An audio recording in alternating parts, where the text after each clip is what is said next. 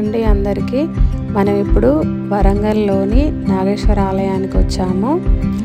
ఉర్సు సుభాష్ నగర్లోని నాగేశ్వర ఆలయం అండి.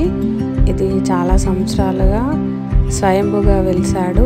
ఇక్కడ ఆలయం లోపల సుబ్రహ్మణ్య స్వామి స్వయంభూగా వెలిసిన ఆలయం అండి.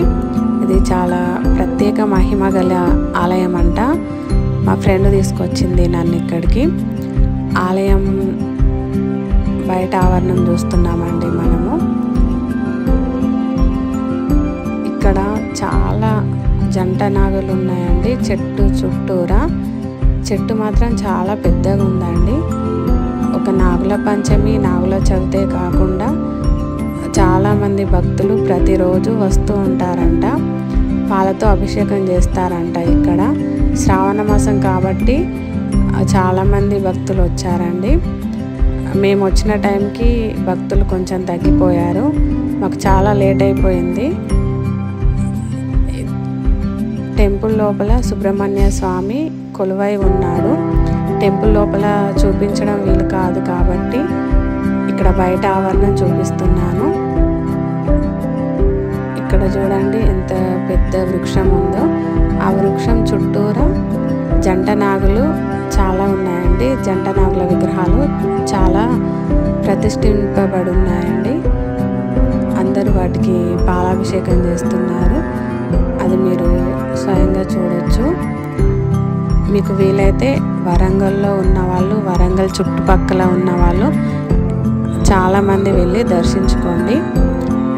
మీరు వరంగల్ వస్తే తప్పకుండా ఈ ఆలయాన్ని దర్శనం చేసుకోండి.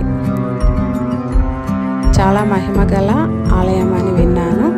నేను ఒకసారి విజిట్ చేద్దామని వచ్చాను ఇక్కడికి. అలాగే మీ అందరికి చూపించాలనిపించి ఈ వీడియో తీస్తున్నాను. చూసి ఆనందించండి. ఇంకో ముఖ్య విషయం అండి, సంతానం లేని వాళ్ళు ఇక్కడ ముడుపు కట్టి స్వామివారికి అభిషేకం చేసుకొని కోరిక కోరుకున్నట్టయితే వాళ్ళకు తప్పకుండా సంతానం కలుగుతుందంట.